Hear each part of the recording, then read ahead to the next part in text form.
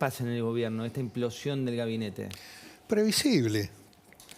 En realidad, más allá del dato que ustedes apuntaron de Claudio Moroni y de su enfermedad, que no conocía, indudablemente su gestión se había agotado en el conflicto con los trabajadores del caucho. Un proceso demasiado largo donde el Ministerio tardó mucho en gravitar y en implementar medidas que podrían haber ayudado a buscar un acuerdo mucho más rápidamente. El ministro de Trabajo tiene la posibilidad, frente a una huelga de esas características, de haber decretado la ilegalidad de la misma, de haber llamado a conciliación obligatoria, en fin, un conjunto de medidas que estuvieron ausentes en el proceso de crisis. Es indudable que esa gestión estaba ya con cierto desgaste. El caso de Zabaleta era público.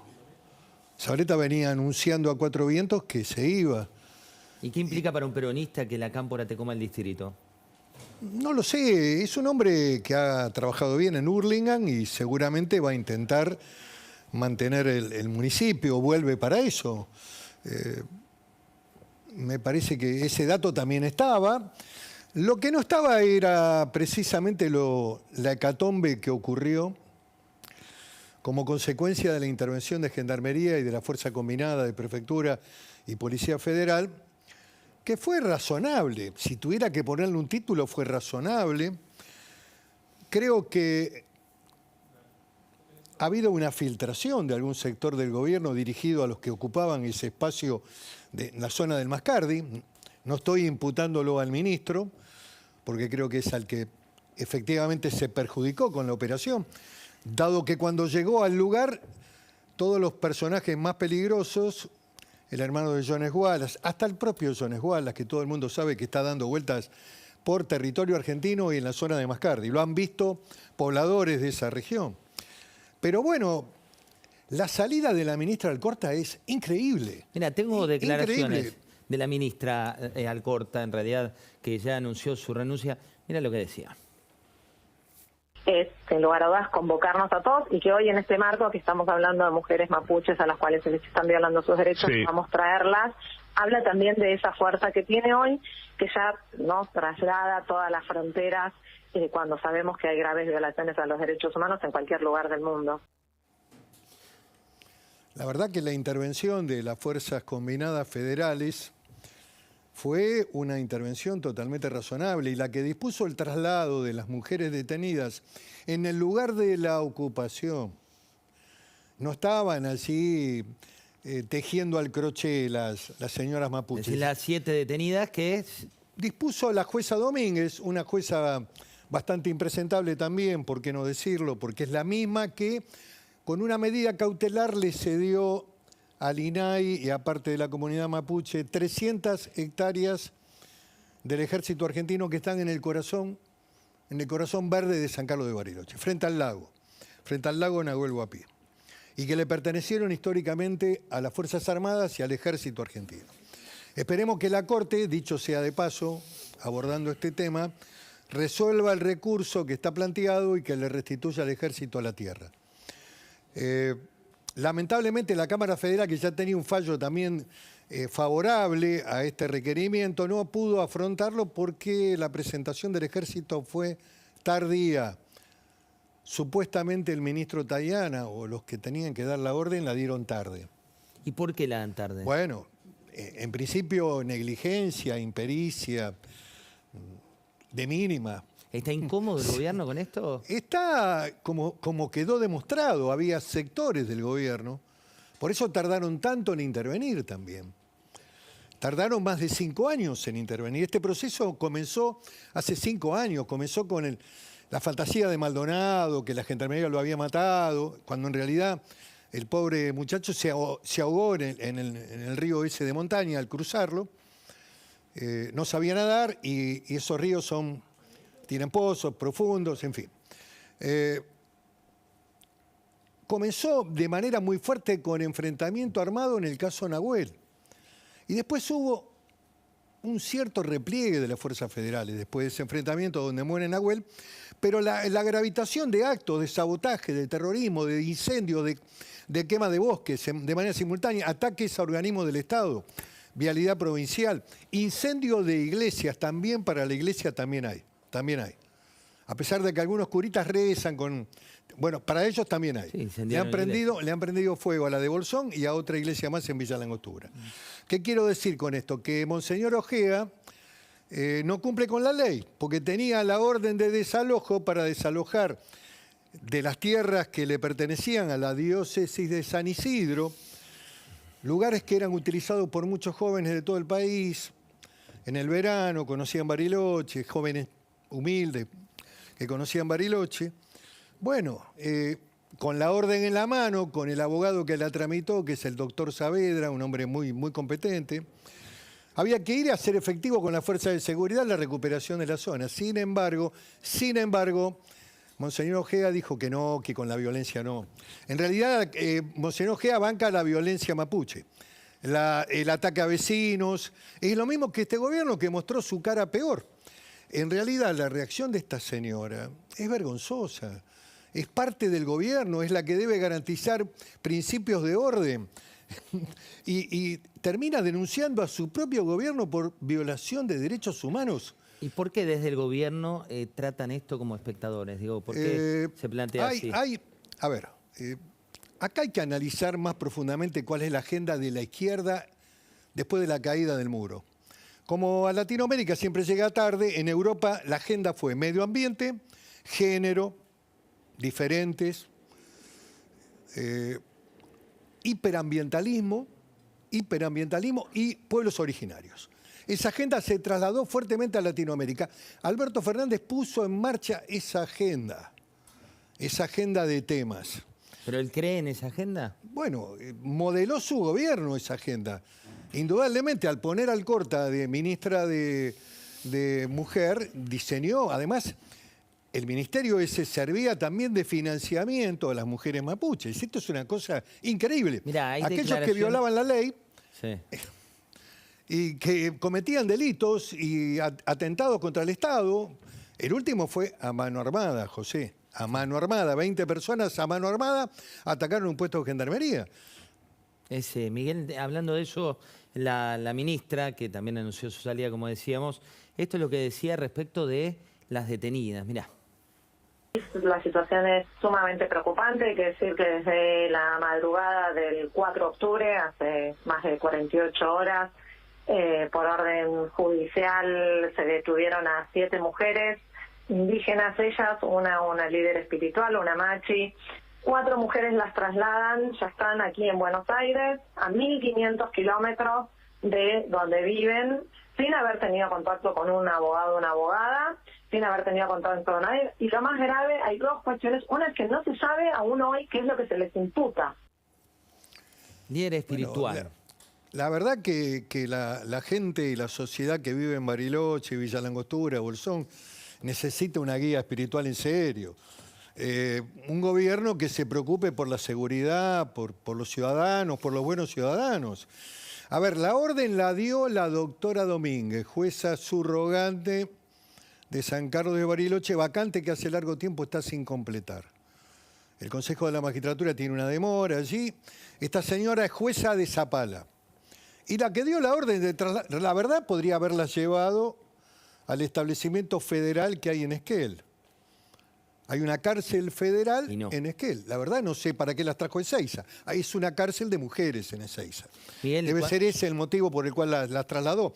De todas maneras ya hubo una orden de la Cámara de volver a trasladarlas. Por lo tanto, tampoco hay tanto perjuicio. ¿De qué se las imputa? De ocupación ilegal, de propiedad privada, de ataques sistemáticos que han hecho conjuntamente con los que se fugaron, de actos permanentes que lindan con acciones de terrorismo, de sabotaje, de incendios. Indudablemente que habrá que probarlo. Para eso está, digamos, la tarea del juez y de los fiscales, pero en principio estaban en un lugar que habían ocupado de manera ilegal y que no les pertenecía. Estaban allí desde hace mucho tiempo. ¿Cómo crees que puede seguir este conflicto? Bueno, habría que seguirlo con la justicia.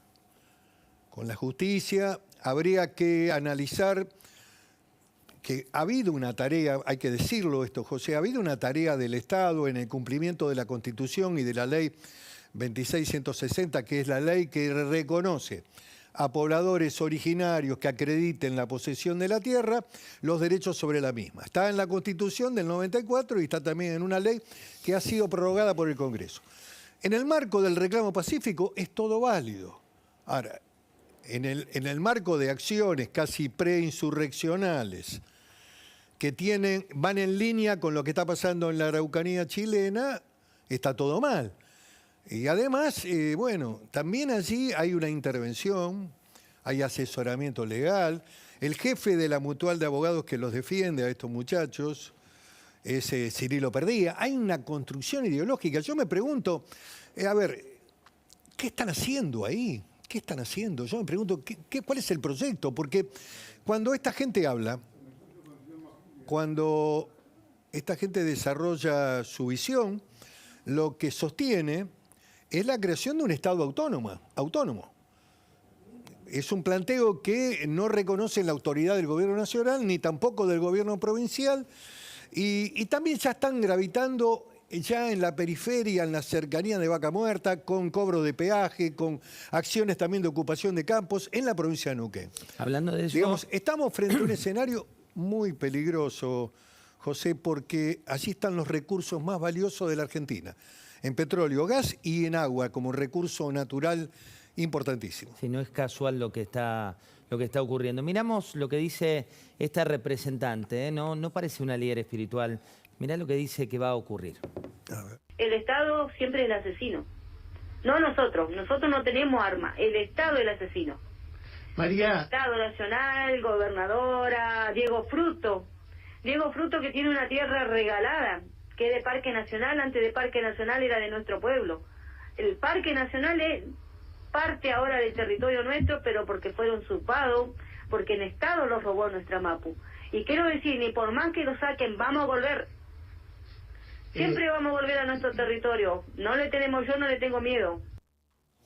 Nuestro territorio y vamos a ver, lo que pasa es que la historia en la Argentina se utiliza para abordar los temas del presente y hay muchos historiadores que distorsionan la historia, José. Hay un historiador rionegrino que nació en Jacobasi, ingeniero Jacobasi, el profesor Rodolfo Casamiquela, que escribió un libro que se llama La historia de Río Negro, que siempre ratificó ante foros internacionales que los mapuches no son originarios de la Patagonia argentina. Es un pueblo invasor originario de la Patagonia chilena, de la zona de la Araucanía, y que cuando entraba el Malón, entraba por el corazón de las salinas, tampoco estaba instalado sobre los lagos del sur argentino. No era un territorio muy habitual utilizado por las tribus mapuches que cruzaban todo el territorio desde Chile para venir a asolar los pueblos de la provincia de Buenos Aires, robarse el ganado y las mujeres, que luego vendían del lado chileno. En cierta medida estaban alentados también por el Estado chileno, porque la Patagonia argentina era un territorio vacío, en donde lógicamente estaba la discusión de la soberanía, y hubo un héroe en la Argentina, hubo un hombre que planteó, digamos, la intervención militar sobre la Patagonia y que ocupó la Patagonia para el Estado argentino. Cuando termina su segunda presidencia, Julio Argentino Roca, la totalidad de la Patagonia y la proyección sobre la Antártida flameaba la bandera argentina. A ver, el choque de civilizaciones con esta señora se dio en el siglo XIX. Esto tiene que encontrar medios, mecanismos de mediación razonables para reconocer derechos legítimos sobre la base de la ley y de la Constitución. Cuando el hecho es violento, a través de lucha armada, de locuras armadas, con asesores montoneros viejos de la década del 70, estamos en problemas. Cuando te plantean territorio autónomo, te están queriendo instalar un antecedente como fue el ERE en Tucumán, o como fueron las FARC en parte de Colombia. Primero te ocupan el territorio, después avanza el narcotráfico, después hay reconocimientos a nivel internacional, te lo plantean en Naciones Unidas, en fin. ¿Ves una jugada similar? Veo, por supuesto, veo. Y además, la pregunta que habría que hacerle a estos viejos dirigentes de Montoneros, como Perdía, que se definía como un gran nacionalista, el signo de Montoneros era la tacuara y la lanza, y la boleadora, qué sé yo. Era un símbolo del nacionalismo. Eran tacuara de derecha. Después se convirtieron al socialismo nacional. Pero, a ver, ¿qué están haciendo allí?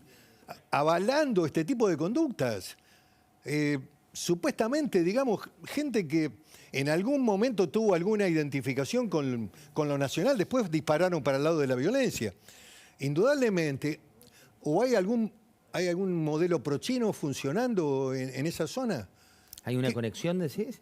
No lo sé. Estoy tratando de reflexionar un poco en voz alta porque, a ver, no encuentro las razones por las cuales estos personajes participantes de la tragedia de los 70 están allí asesorando a los mapuches. De por qué parte de este gobierno, que tiene dirigentes del PC adentro metidos, que también hoy salieron a hablar de represión. Hoy salió un dirigente importante que era del PC, que ocupa la presidencia de la Comisión de Presupuesto, director de un banco importante. Carlos Heller. Carlos Heller salió a repudiar los eventos. A ver, ¿de qué estamos hablando? Estamos hablando de hechos ilegales. Y la verdad, cuando uno analiza el comportamiento del INAIS, cuando uno analiza derechos humanos, el CEL, todos los organismos estos que trabajan paralelo al Estado, bancando todo esto, bueno, el gobierno está en problemas porque el gobierno construyó los problemas. Y hablando de eso, lo que pasó en la provincia de Buenos Aires y el rol de Kicillof, el rol de Bernie, ¿cómo lo estás viendo?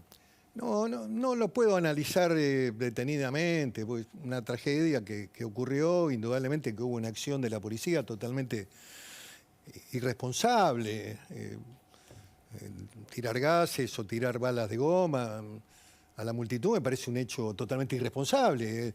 Lógicamente que puede haber responsabilidades políticas que tendrán que evaluarse en el marco de la legislatura. Yo no tengo el detalle, no sé por qué empezó. Algunos aducen que hubo venta de entradas de manera excesiva. En fin, el mundo del fútbol en la Argentina tiene problemas también, tiene problemas. Hubo que ir a jugar una final a Madrid de dos equipos de fútbol importantes de la Argentina, de River y Boca. ¿O no lo recordamos esto?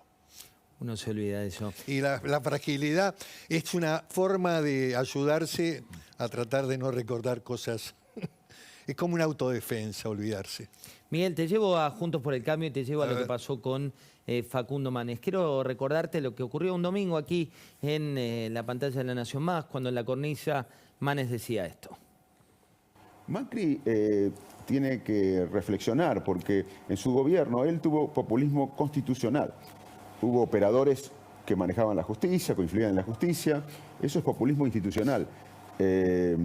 También hubo datos de evidencia que se espió a gente incluso de su gobierno. Sin muchos comentarios. No lo voy a dramatizar demasiado este tema. Me parece que Manes tiene derecho a construir una identidad y a tratar de proyectarse con esa identidad hacia adentro de Juntos por el Cambio, si es que realmente está decidido a mantenerse dentro del espacio opositor, que es la única manera en la Argentina de volver al poder. A ver, sin Juntos por el Cambio no hay posibilidad de volver a ganar las elecciones, ¿eh? O con un Juntos por el Cambio dividido, con una parte del radicalismo afuera, de otro sector, creo que hay riesgos y no se puede subestimar al gobierno. O sea, te pueden aplicar un doble combo en estas horas. ¿Cómo es? Es muy simple, pueden ir por las primarias y pueden ir por el adelantamiento de las elecciones. ¿Y con ambas hay una tenaza? Y con ambas hay una aceleración de las definiciones que todavía hoy no están maduras en el proceso de Juntos por el Cambio. Todos esperan la primaria de agosto, y una fecha milagrosa donde supuestamente ahí vamos a definir el liderazgo. El gran ordenador. El gran ordenador. Ahora, si te quitan la primaria, que es una medida indudablemente dirigida a perjudicar al adversario, a romper las reglas del sistema, que pueden hacerlo, no están tan lejos en términos parlamentarios, pueden hacerlo. El problema lo tienen en la Cámara de Diputados y están viendo qué pasa en la provincia de Buenos Aires, ¿eh? Ese tema está empalmado con la provincia de Buenos Aires. ¿Por qué? Y porque allí tienen que lograr también digamos, el proceso de igualación de fechas y un conjunto de temas que para ellos resulta muy importante desde el punto de vista de la agenda del 2023. Hubo una frase tuya que también fue título y muy fuerte, que es que jueguen los titulares, que nos dejemos de... Eso fue una charla que tuve con un colega, con Jorge Rial, en la radio. Estábamos analizando el proceso político de Brasil. Y indudablemente en Brasil jugaron los que tienen el liderazgo del centro izquierda y el centro derecha o derecha. Sin ninguna duda. En la anterior elección había jugado Haddad, el actual candidato a gobernador en San Pablo, que todavía no tiene definido a la elección de gobernador, va a segunda vuelta. Haddad había perdido por más de 10, 12 puntos con Bolsonaro. Lula volvió de la prisión, volvió a la política. En Latinoamérica siempre los expresidentes ejercen un liderazgo, una atracción, sus ideas están instaladas, su imagen, el conocimiento. Hay un conjunto de cuestiones que hacen que siguen siendo líderes gravitantes. Y lo que analicé es que indudablemente puede haber un escenario. Yo sé que muchos colegas tuyos lo niegan, que es un retroceso, que es volver al pasado. Todas frases que son, la verdad, no realistas, José. ¿Por qué? Porque la política siempre se debe hacer con una cuota de realidad, de visión. Puede ocurrir, puede no ocurrir, pero puede ocurrir un evento como ese, de que ambos definan incluso esta coyuntura histórica que tiene la Argentina, esta visión de para dónde va el país. Una visión hacia el capitalismo más moderno, menos intervención estatal, que plantea que planteó siempre Macri en su gobierno. Una visión más pro-occidente a una visión más intervencionista de la economía, más rigidez, más Estado, más control de precio, qué sé yo. ¿Entre Macri y Larreta preferís Macri como candidato 2023? No voy a hacer definiciones que descalifiquen a uno o a otro. Lo que estábamos analizando era esa coyuntura de Brasil, donde la potencia de las dos fuerzas se llevaron, José, el 92% del electorado. ¿Qué crees que va a pasar en la Argentina? Va a ser así. Va a ser así. ¿Y cómo 92% del electorado va a estar repartido entre las dos grandes coaliciones. ¿Un Milei cómo juega? Con un 7, un 8, un 10. ¿Qué sé. ¿No lo ves cerca del 20, 19? No lo veo. No lo veo. Creo que la sociedad entiende que si quiere más de lo mismo tiene que votar por el Frente de Todos, si quiere seguir desarrollándose el fenómeno mapuche en el sur, con esta visión extrema de los derechos humanos. Bueno, está todo válido, todo es válido. Lo que es inválido es la violencia. O si quiere un cambio va a ir a apostar fuertemente por Juntos por el Cambio, que es la propuesta alternativa.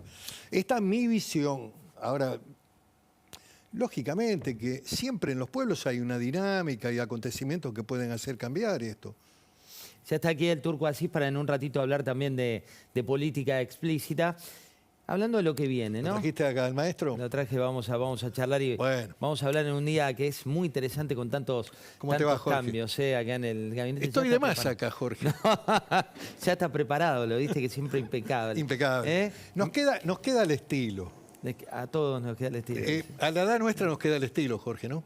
Queda el estilo, ahí lo tenés preparado. Miguel, hablando de lo que viene, que la vicepresidenta no se hable con el presidente en un contexto en el cual se van 3 ministros. ¿Qué dice nuestro país? La verdad, no creo que le agreguen trascendencia a estos temas. No cambia la dinámica del gobierno y la verdad que tampoco la hago responsable a ella de estas salidas. ¿Por qué? Porque, te repito, en un gobierno, ya lleva 3 años este gobierno, y los ministros también se desgastan, están para eso, son fusibles, de última sale uno, entra otro. El que tiene un gran desgaste es el propio presidente, este es el problema. El problema es que tienen que llegar con el presidente al 10 de diciembre, este es el problema que tiene el gobierno.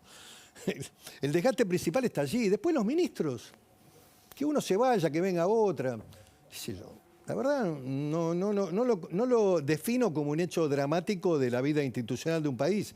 En general, a veces hay ministros que salen eyectados con mucha más rapidez, al año, a los 6 meses. Ha habido casos. Menem también rotó muchos ministros.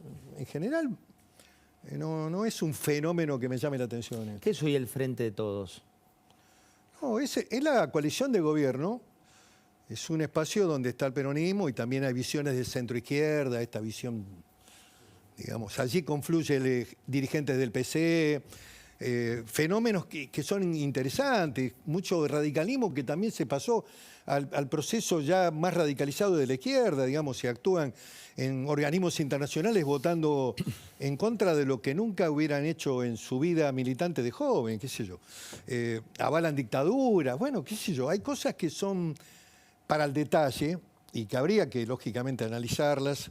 El caso de Raimundi en la OEA, por ejemplo, un hombre que viene de la mano de Storani de militante en Franja Morada y hoy vota con Venezuela, qué sé yo. Miguel, la última, cuando uno ve todo lo que está transcurriendo y lo que pasa de cara al año próximo, ves una inflación muy alta, un ministro de Economía con alto perfil. Ha logrado que la luz se parara antes de que se corriera al precipicio. Digamos, creo que ha recaudado para el Banco Central, estaba en una situación complicada la Argentina. Por supuesto que el esquema inflacionario es lo más difícil porque viene con un proceso de espiralización, dirían los economistas. Se va subiendo. Va subiendo y las proyecciones son... Para hacer un plan de estabilización también requerís de reservas en el Banco Central. Es el cuello de botella que tiene el gobierno, pero me parece que cuando lo designaron a Sergio Massa estaban en el abismo. ¿Y ahora? Y ahora, digamos, como que están en cierta medida con grandes complejidades, con grandes problemas, pero medianamente han logrado tiempo. No resolvieron los temas de fondo, pero han logrado Ganaron tiempo. Miguel, muchas gracias por venir. No, gracias, José, por la invitación. Veamos lo que decía Luis Barrionuevo y vamos a saludar al Turco Así.